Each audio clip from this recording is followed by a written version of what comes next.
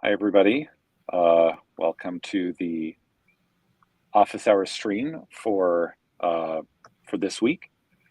So the goal of the office hours is really to give you access to the research team. So ultimately, what we would like to do is for you guys to have questions, to come up with questions, and to either ask them in the stream or send them to us ahead of time if it's more in depth and might require a little bit of background. And we'll answer them publicly here for you guys, and hopefully we'll all learn something. So this is something that we're planning on doing on a regular basis. So if you aren't able to get your questions answered today, then there's always going to be next time. And since this is the sort of the inaugural office hours, we don't have a lot of questions yet. So what we'll probably end up doing is just discussing research topics and going over some of the stuff that we're working on internally. So you can be a fly on the wall for that discussion. And then I think maybe a little bit later, James will be giving us a bit of an overview of the asset model that we have, in the works. Did I miss anything, Aaron? Does that sound about right to you? That sounds great. Yeah, that's why we're here today. So thanks for that. I'm Aaron. I'm Director of Research with Topl. And yeah, we're just going to talk research for the next hour. So since we've been thinking about it a lot lately, what does settlement mean in a blockchain? And we kind of open the floor for a discussion on that, the block settlement. Sure. I mean, I guess I'll take it. Cool. So like from my perspective, especially for like a probabilistic settlement model like Ouroboros, which is the family of consensus algorithms that's underpinning Tacticos, which is our protocol.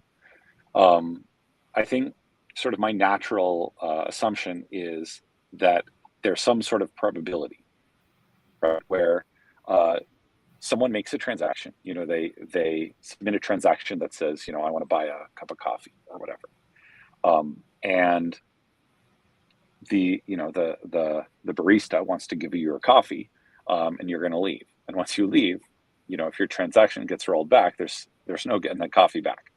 So ultimately, what people want is confidence in this transaction system, right? Like if I pay you, I want to make sure that I get to keep the money that you said you were going to pay me, with some high probability of success.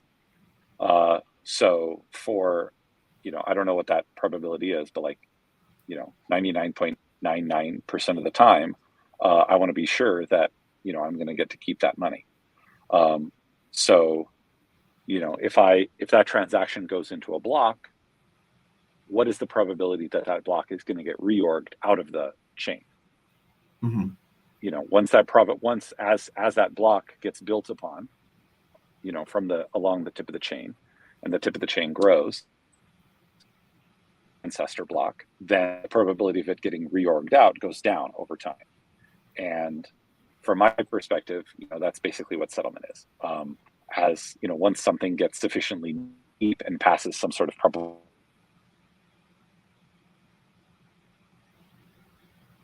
been settled. I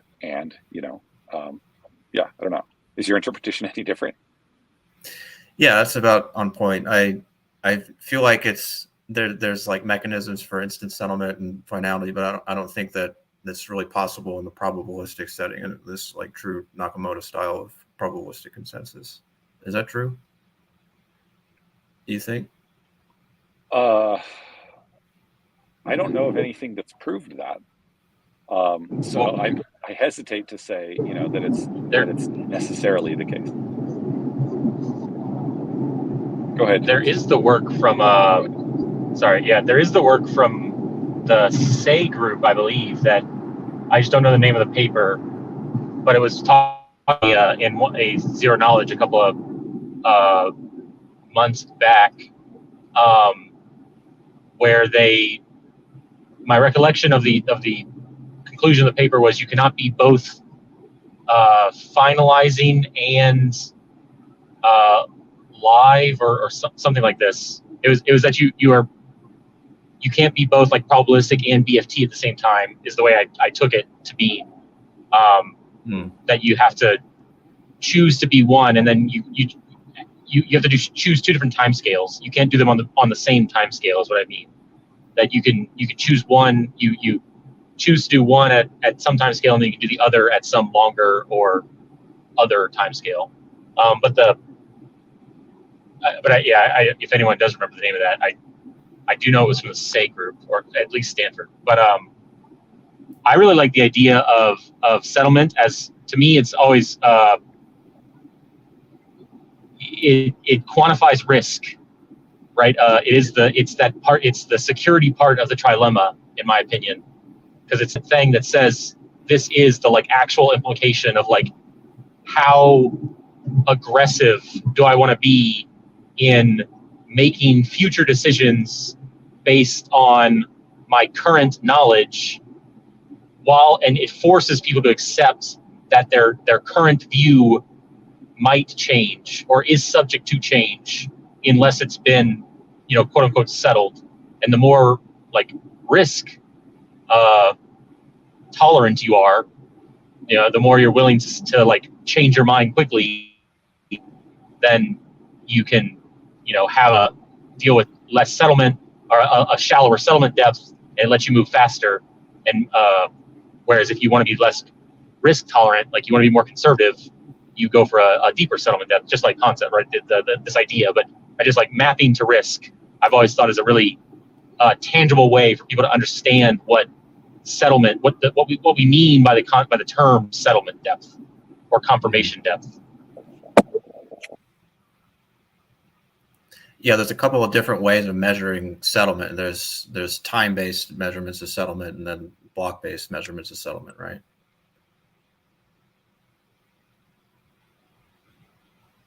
When you yeah, definitely. I remember that's yeah. So what are we using as a group? I mean, we're concerned with rates of chain growth and time-based, like slot by slot rates of chain growth, or blocks per slot. That's what I'm trying to say. We get block frequencies in terms of how many slots are transpiring in a given time frame. So we can either assess settlement based on how much time has elapsed or how many blocks we've observed. And I think it's better to actually do it based on how many blocks have been observed statistically. I think I definitely probabilistic standpoint, that's true.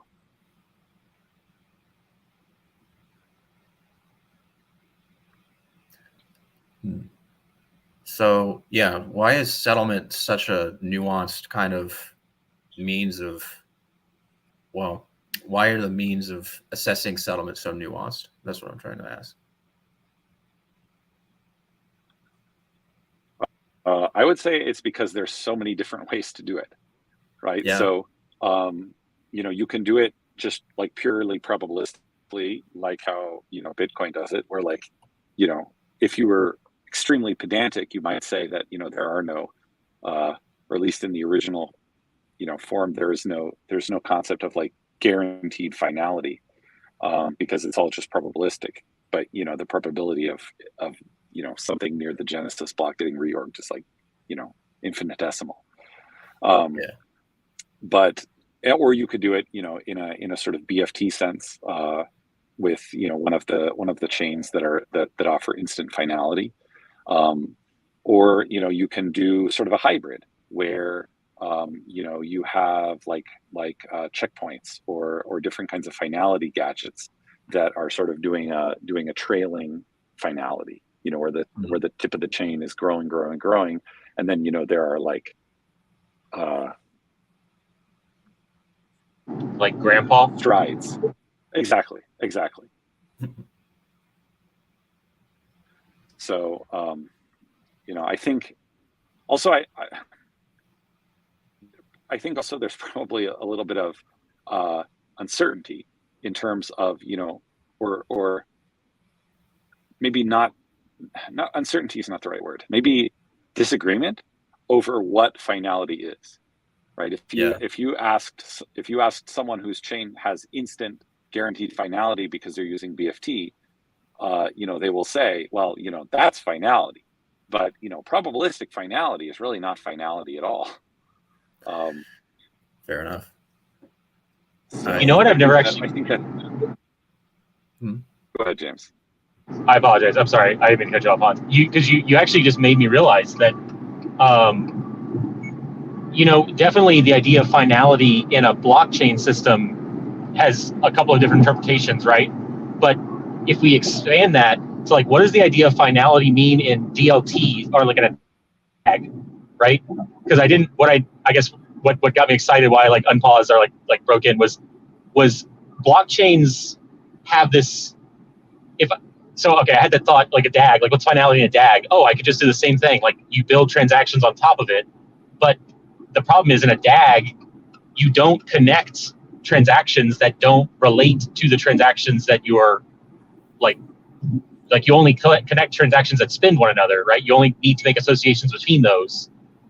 But the blockchain, you're finalizing each block that you add finalizes or helps settle further every transaction underneath it, regardless of if the transactions are like connected or independent of one another, which is not a property that I think a DAG could replicate without some sort of something that would end up looking like a blockchain, right?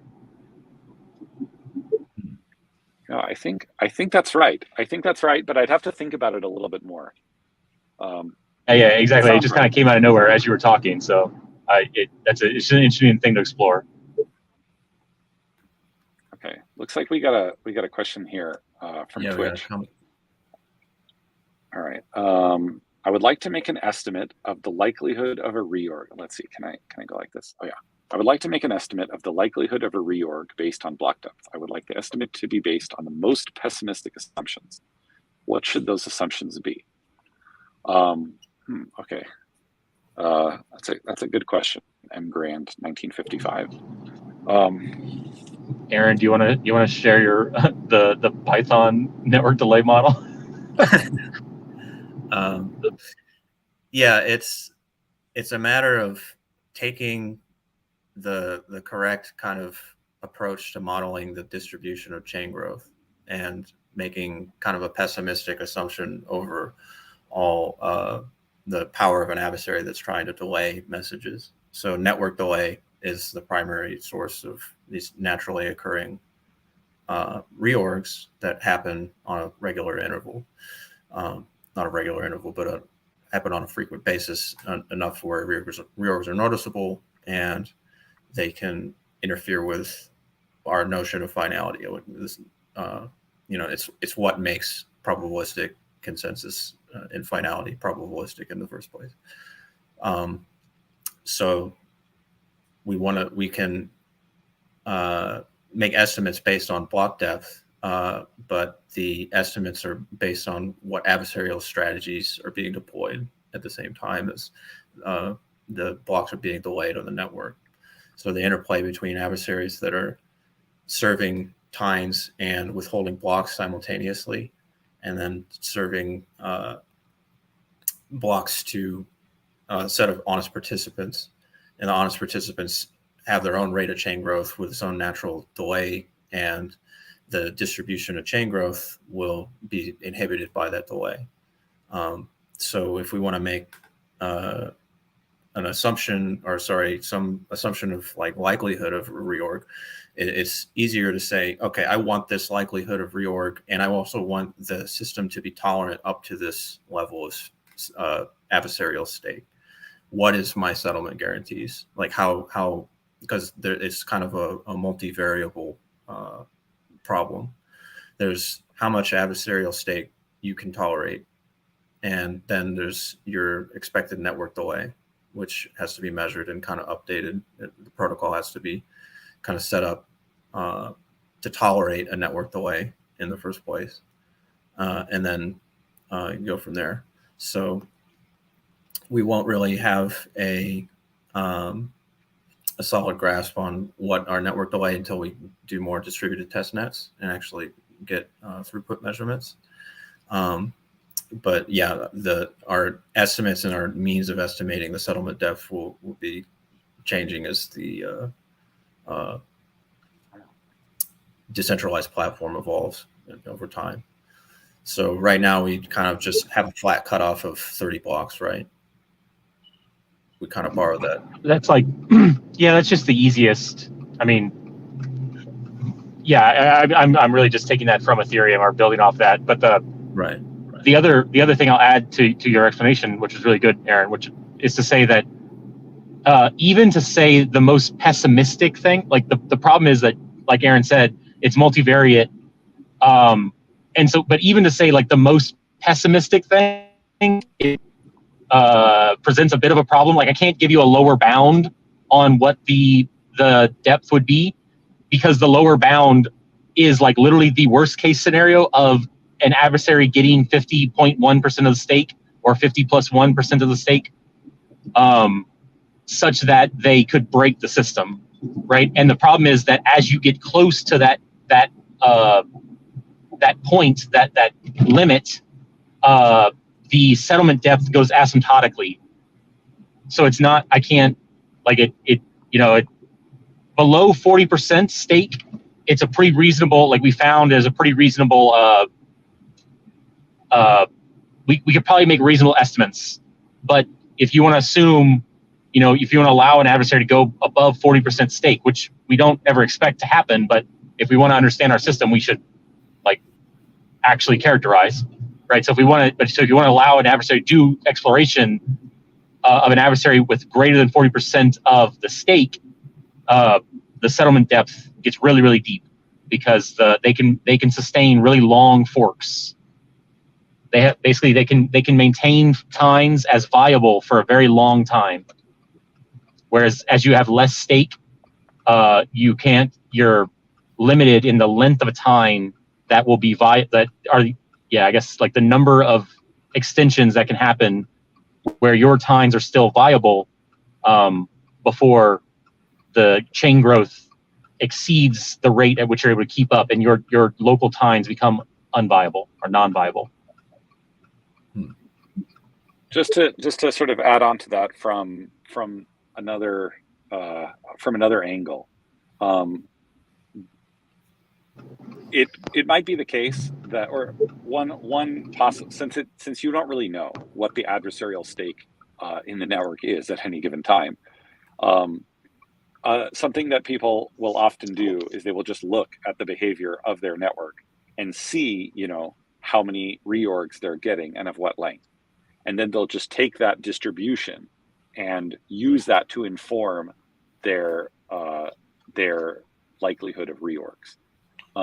That's sort of backward looking. It's not forward looking. You can't sort of analytically evaluate that looking forward into the future. But if you have a working blockchain, you can measure that and sort of estimate it that way. It's not a guarantee, because you might just have a very sneaky adversary who has been maintaining a private fork the entire time, and is just waiting for the right moment to strike. But I think that sort of backward looking estimation is where, for example, that 30 block bound for Ethereum came from. They just said, how often are we seeing reorgs of length X? And then, if we have a threshold of 99.999 whatever, at what length of reorg does it fall below that threshold? So the kind of interplay between these delay effects and the adversary's ability to fork with the amount of proportion of stake that they control, there's a nuance there in that they can extend tines that are broadcast on the public network, so they can use it to further and like break ties that infer they'll perpetuate their own forks. And the interplay between delay and the adversary's ability to fork at any given time in their like in a given configuration of times makes it really nuanced to actually answer the question of getting a particular like quantitative settlement depth out of this type of adversary. So what they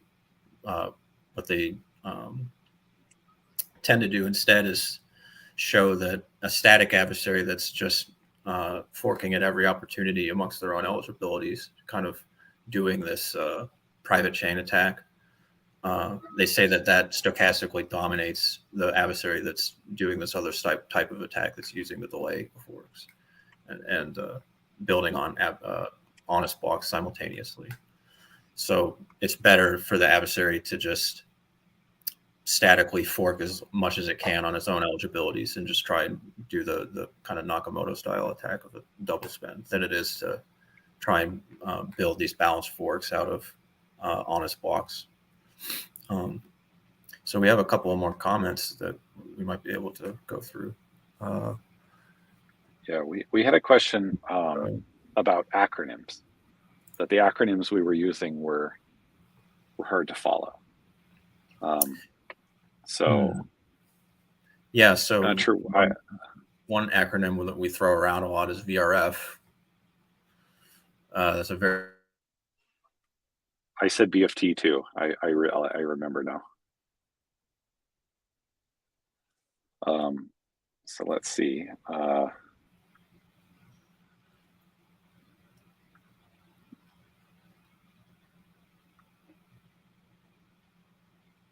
I'm not sure how to. Well, anyway, so BFT stands for Byzantine Fault Tolerance, and it's a mechanism for coming to consensus with malicious participants. The tricky part about, or the reason why, so BFT has been around since like the 70s, but the reason why it was not originally used for blockchain technologies was because it requires you, or it's sort of one of the core assumptions that it makes is that you know who you're agreeing with. And so you can't just, have anyone just spin up a node and join the network because, they don't know who you are. You need to have like a fixed list of participants. And that assumption has sort of been loosened over time and or reimagined or used at different stages of the process, such that it can be used in different kinds of blockchains. But it's sort of it's not used in, for example, like Bitcoin. Bitcoin does not use any BFT specific technology or approaches that I'm aware of. Okay.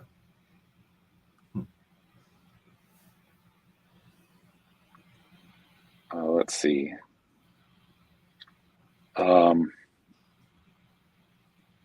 And what was, let's see, we also had, here we go.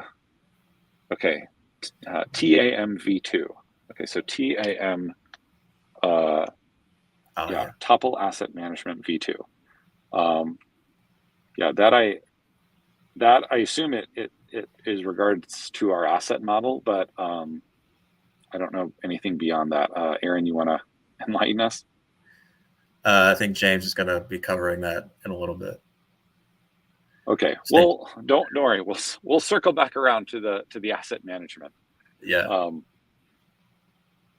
So different parts of the research team are working on working on different things. So we don't have a perfect Venn diagram overlap of all the different topics.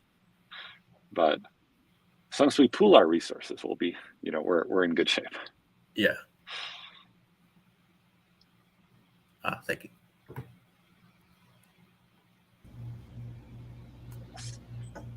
Hello, okay. James. We've got our fearless leader here. I mean, we've got your intro movie here. My intro. I'll throw that up. Yeah, watch this.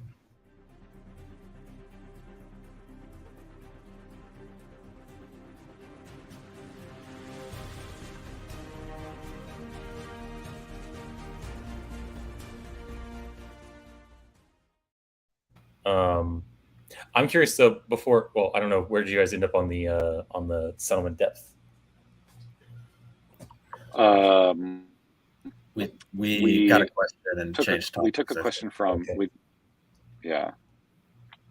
But we did get a question about Topl asset management, and neither Aaron nor I could really go into it in much detail. So we were hoping that you could, pull us out of the fire and help us a little bit with the Topl asset management side of things. Yeah, definitely. The wait. Oh, look, this is the plot I transferred the other day. I have it up right here. Cool. All right. What was the first? I think I saw the question. The first one was like, what are all the acronyms? Yeah. Yeah. We went over TAM. BFT. We went over VRF. Okay, nice. We have a glossary in the Jira, or we have the beginnings of a glossary that we should probably put in the wiki somewhere, so that we have all these things to define for people, because we do. I don't know. Part of me is like, more jargon, bad. The other part of me is like, more jargon. You get to define what you actually mean by it. I think at some level, when you use it so often that you don't think of it as an acronym. Like when I say BFT, I don't like, my brain just thinks of it as like a unique token of semantic meaning. Well, BTC, And right? I would never say. I would just always say BTC. Right? Just like a single. I know. You actually have an acronym with BFT, but yeah, it's funny. It's funny how we.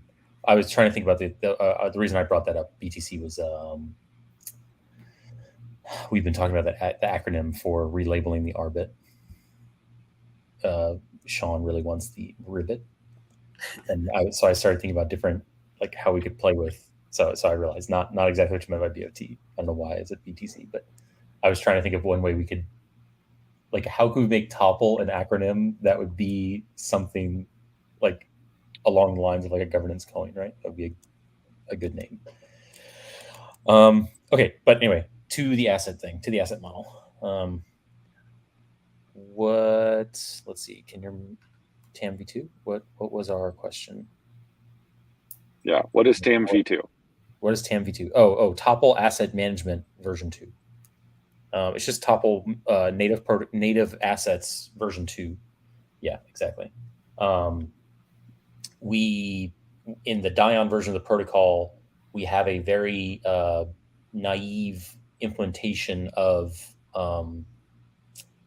native assets, and by naive I mean it does the fundamental thing that you'd want native assets to do, insofar as it lets users deploy, or lets users use a secret key to claim the minting, or like to like have a bearer policy over the minting of a particular asset.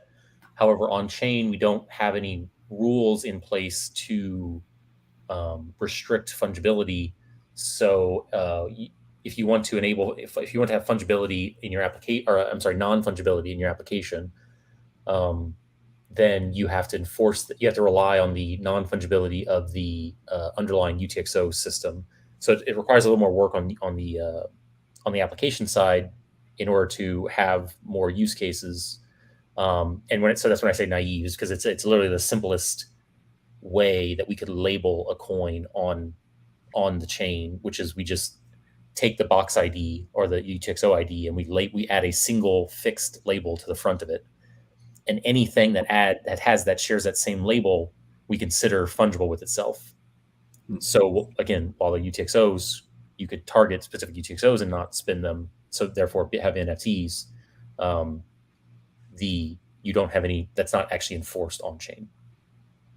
And so then to what we want to do in the TAM v2 model is to basically add a second label and see what is the what are the implications? What sort of logic can we put on chain when you start comparing? So if we keep that last digit, the last box ID, as like a, it's just gonna be represented by the UTXO ID, right?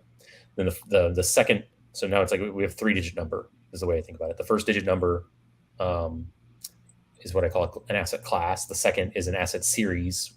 And the third is the token itself, or the actual asset, or it's labeled by a box ID, right? Or a UTXO ID, which is unique to every UTXO in the system, and forms a DAG. So using those two labels that are in front of the box ID, we can then, you basically just do all the different combinations of like, oh, well, what if they share the first label? What if they share the first label and not the second label? What if they share not the first label, but they do share the second label? And then what if they share both labels? Or if they share neither label? So then we're like in the process of that. So that's what this whole like TAM stuff that I've been working on has been, or we've been talking about in the last weeks, is going through that labeling convention and defining what are the set of actions, what are the rules that we want to encode into those different mixtures or different like subdomains, such that we can have a series of behaviors that efficiently mirrors use cases that have found or have been, or like use cases that have already been demonstrated on blockchains. Right? That's the whole point of the asset protocol, is to be able to enable use cases that have already been demonstrated in a much more rigorous, opinionated, and secure manner, right? Because the even in Cardano, and I don't mean to like, every asset system I've seen, every other asset system I've seen is, in my opinion, as naive as our Dion implementation, because there does not seem to be any chain, or I have not come across any other chain that has a simple, straightforward, yet expressive token or like asset system. Mm-hmm. Right? And by that I mean like ERC20s, you can do whatever you want, right? But there's that you only have a single label, right? There's a contract. Every token is under that one label, right? So it's no different than what I can do in Dion. 1155 is the same thing. Every type of token in Ethereum, I can do in a protocol that I launched in 2018 and has been running for the last few years. And right, it's as I can do like Ethereum, the value. I guess again, I don't want people are going to come after me for saying these sorts of things. What our blockchain can do right now and has been able to do for the past few years, like in a very simplistic fashion, is basically all of the use cases that Ethereum has gotten, right? You can argue that they're more trustless. I'll give you that they're more trustless than we are. They execute their code in a more trustless manner. Okay. But sometimes that's not always just to clarify. You could argue that they're more trustless than the Dion implementation. Yeah, that's right. I'm sorry. Yes, but from a function, I was trying to equate their functionality. I think they realize a similar set type of functionality in terms of like what they can do for assets. But I will say that to achieve that in Dion is a much more trusted setup. You have to trust the application and the owners of the secret keys are doing what they say they're going to do. Whereas in Ethereum, you have the EVM and you can programmatically, enforce that the token is going to do what it says it's going to do, or at least you think you can, because you can read the solidity and the solidity says one thing, but in reality, I say that little thing because like this is why I say our system or native assets in general are more secure, because while you can read the solidity, you aren't reading the actual opcodes that go onto the blockchain. Like there's a lot that the actual node operators or the block producers execute that is buried under like layers of obfuscate or of abstraction for the purposes of actually compiling the code and running it. I'm not saying they can't get away with it. What I'm saying is I want to simplify the number of steps between what people think happens on chain and what actually happens on chain. Like those need to be the same thing, not people read something that looks like JavaScript and, you know, all of a sudden there's a flash loan and MEV and a dark forest has appeared out of nowhere, right?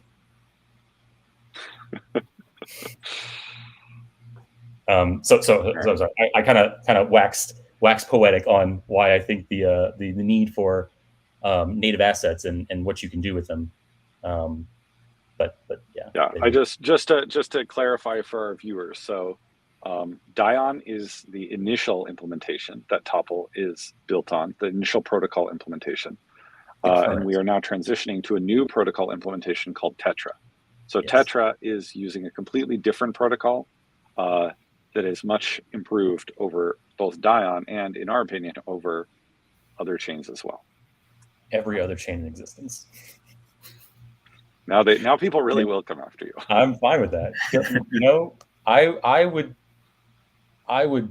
go toe to toe. We, the three of us, and Sean, everyone at Topl, we can stand our own against anyone else in terms of blockchain, like knowledge, expertise, rigor.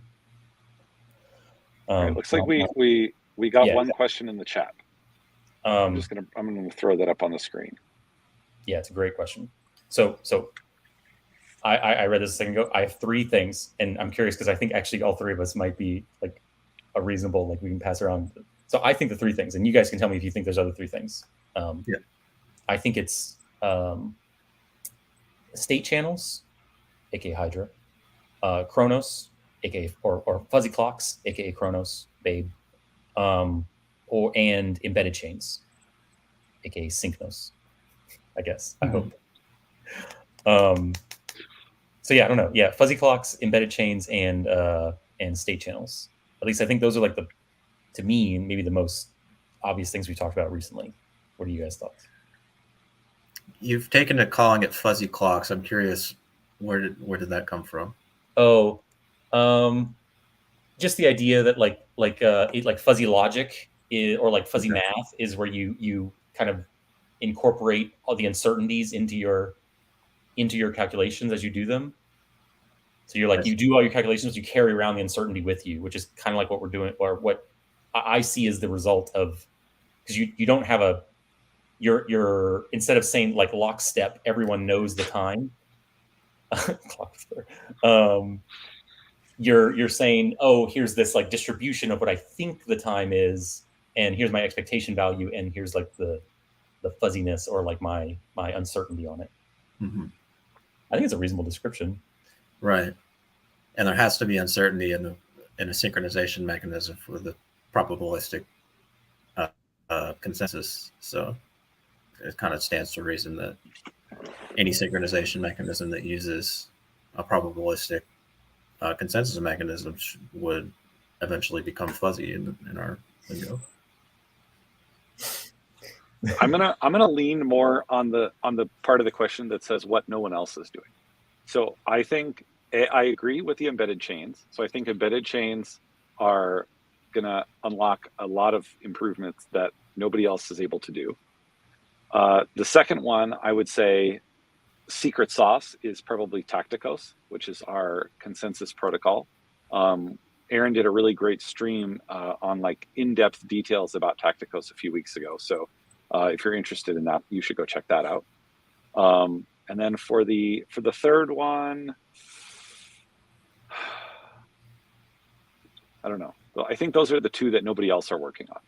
The third one is that we're taking a lot of what other people are working on and incorporating it. So we're trying to take the best of other chains and bring them in to have an intersection of all that great stuff. Mm-hmm. You're right. I only did partially read the question. I didn't see the no one else is doing part. I heard what is being developed. One thing we are developing that no one else is doing is this operational key evolving scheme. Oh yeah, I should have said that as the third one. Mm-hmm. What's the operational? What is that? It's a combination of the MMM construction with kind of linear key evolving scheme that was first put forward back in the 90s. But the MMM construction is a key evolving signature scheme that allows unbounded number of signatures and signing keys for a forward secure construction. So we incorporated that and used it, and then realized, well, we can have forward security on a slot by slot basis if we couple it with this other key evolving scheme in a compositional fashion. So the MMM construction composes multiple schemes together in a way that's called a product composition.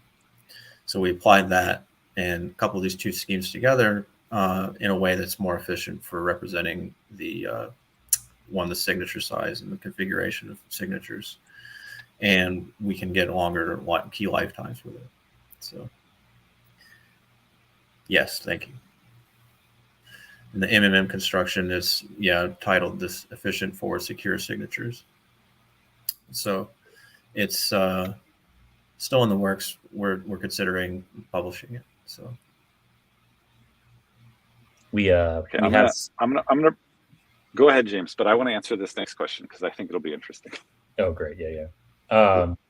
So I'd just say there's a paper, there's a manuscript that we're working on. There's a specification available on our GitHub if anyone's interested to go look more into this triple product composition of the forward evolving, the key evolving scheme. Thank you. Yeah, cool. Yeah. The next question. Okay. Yeah. Okay. So Liam asks, what was the first blockchain that you did a transaction on? Mine was Ethereum. Mine was Cardano. Okay. Really? Yeah. I didn't know that. Really? I'm honestly pretty surprised. Mine was Bitcoin, like back in 2010. Wow. 2010. Jeez.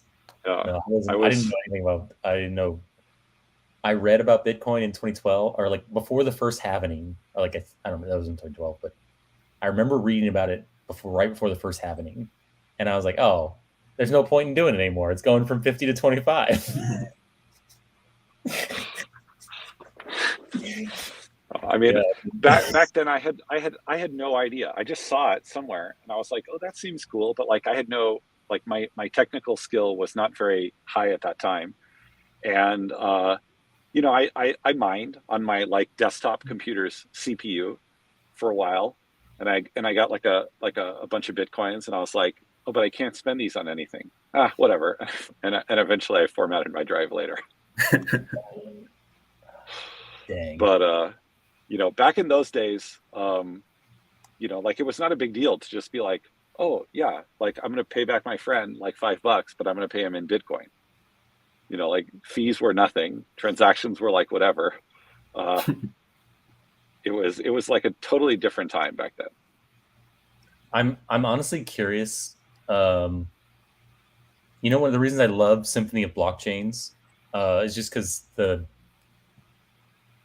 150 years, I just think back, think how fast we've moved in the last 100 years, and like thinking in 150 years in the future, like I have no idea what we're gonna be, but like we look at ancient buildings now, and we're like, oh, how did the Romans make concrete, or like we look at these things they did, and we're just like, man, that must have been so like aliens must have done it. That's the only way these pyramids could have been built, right? And like I just wonder if people are going to look back at the Bitcoin, like we spent 10 years or however many years of compute power like building this thing, and like I don't know, to them like that might be what they have to do, like that amount of compute power might be available on like a calculator, right? Like Apollo to now.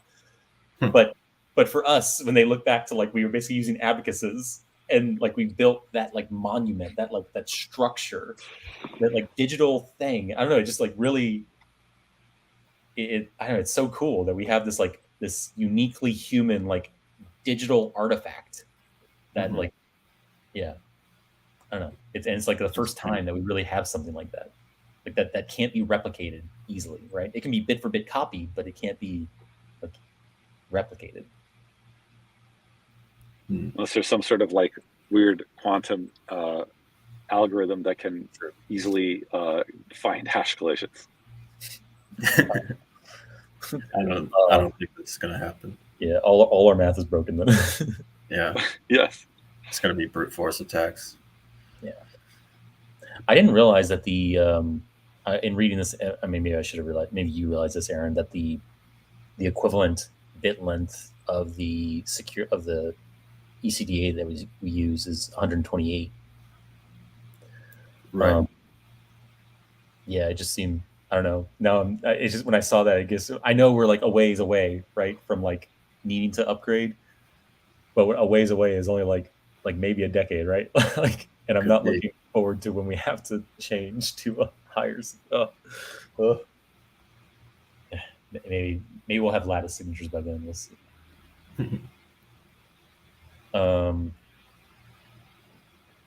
Cool.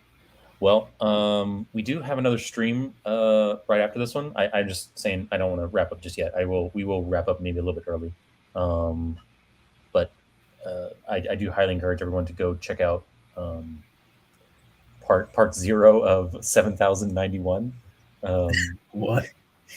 That's what Sean is going to be doing. Tetra. Oh, I see. Intro to Tetra, part 0 of 7091. It's got a lot of ground to cover. Agreed. Yeah, there's a lot. Exactly. That's how much he has 7,000 presentations worth of material. There's a lot of stuff going on in Tetra. Yeah, man. Honestly, there's so much stuff.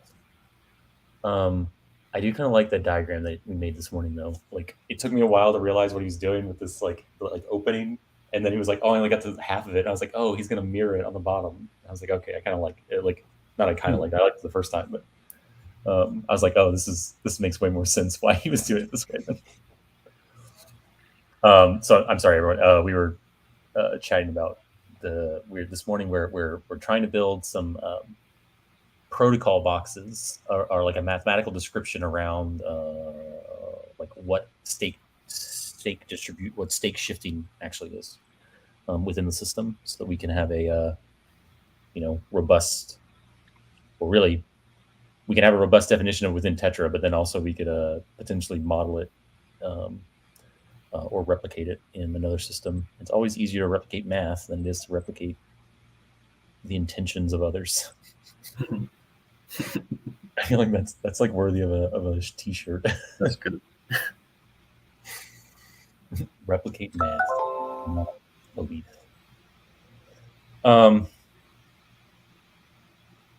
Right. Yeah, I'm trying to think. Like, what do you guys think about the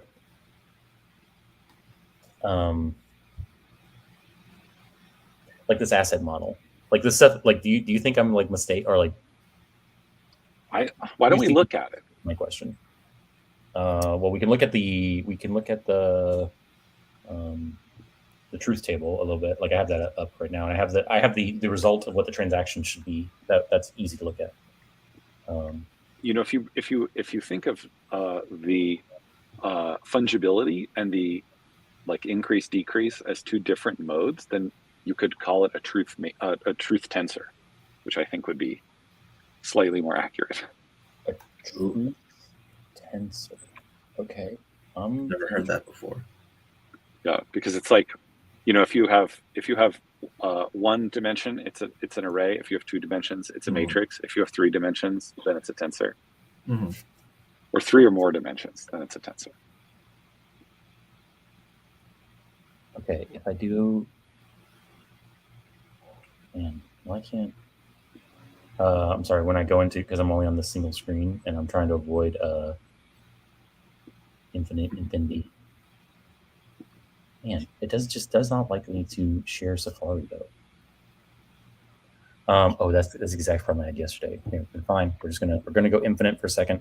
I apologize. Oh, actually, just don't put me. No, it put me. Dang it. I'm sorry, everyone. Here we go. This is what we're talking about.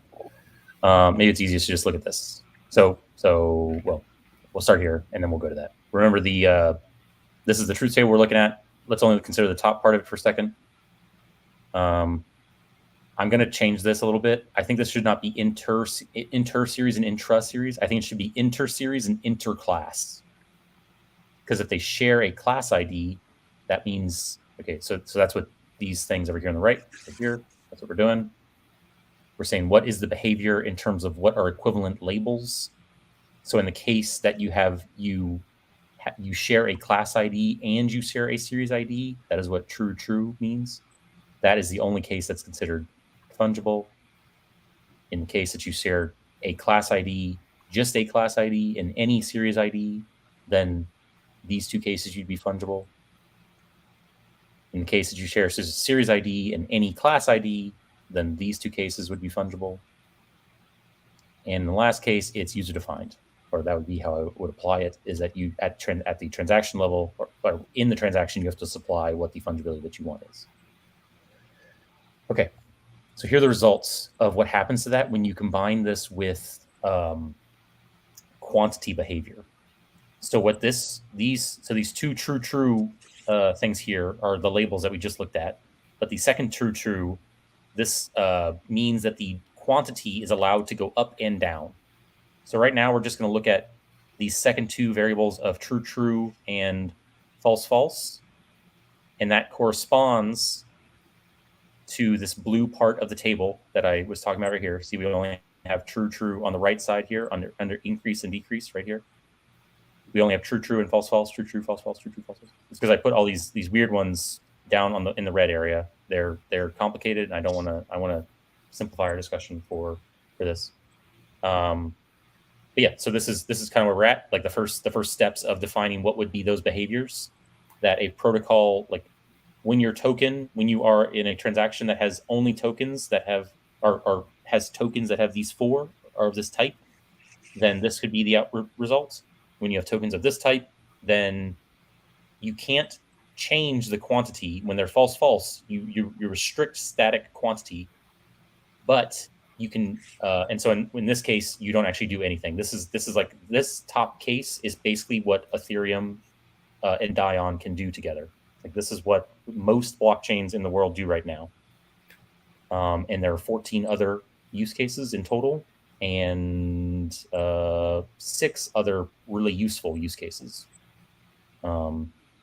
So that's like the very, very quick preview of it. I still want to remove my screen from sharing so I don't infinity us again.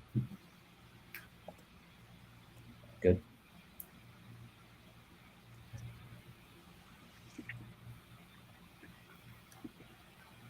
I don't know. I know that was a very, very fast thing. But my question in general that maybe you guys can give like a 30-second take on is, what do you think adding this second label and like trying to build these protocol level rules in how assets are managed is a useful like primitive in the decentralized system? I would say yes. I think so. Because you're always going to have, there's always going to be developers will always do as much as they can with the tools that you give them, right? If the only thing you give them is JavaScript, they will do amazing things with it. But if you gave them more capable tools or safer tools, the output that they produce will be commensurately higher or better. Yeah. So, why not give them, better tools? I think it's a good way to look at it. I like that.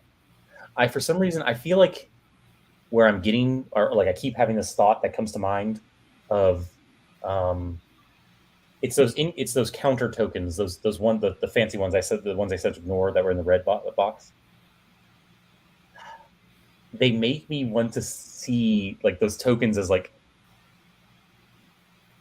we're like tokenizing computation somehow, like these tokens that we say are assets, or we like assign data to and like value and money are like really we're just like they're like tokenized steps of a computation, right? Yeah, I don't know. It's just something I keep thinking of is like, how do we, that breaking up your computation into, instead of having this whole idea of the Ethereum Turing completeness at a single transaction level is like the biggest problem, because you essentially, every single transaction is like a black hole. You don't know the set of possible states, like going through every, like a single transaction. You don't know where you'll end up. Whereas in our system, it's more restricted from a single transaction, but we can get that complexity over many transactions. But how do I enable that complexity at like an efficiency level? Well, maybe certain tokens and counters and things will like help us to organize what you actually need to do in the VM. And so you can have more efficient computation that way. At least that's my hope. I think we should probably cut it here. I agree. Well, thank you, everyone. Hans and Aaron, thank y'all for covering for me. I apologize about the traffic, and oh, no problem. I finally did get my bike dropped off, though. So yes, thank goodness. I just want to say to all the viewers that are out there right now, I encourage you to stick around. Immediately after this, we will have another stream by our senior blockchain engineer, Sean. He is way more engaging on stream than any of us, so you'll probably be much more entertained. So I highly encourage you to stick around for that. Please do. Really setting the bar high for me there. Extremely high. Prepare to be disappointed. Alrighty. I was actually going to ask Sean, do you want us to like close this and end it, right? So we can have a video, and you want to have a separate video, or do you just want to roll right into it? I thought about it. It's probably easier for this one. Just cut it and then start a new one, just to edit it easier for us. Okay, doing the same thing. All right. Who does? Hans, you want to try your hand at the outro, or Sean? Yes, there's a video now. Oh, there's a whole video. Oh, okay. Well, thank you, everyone. Thank you. Okay, here we go. Hi, everybody.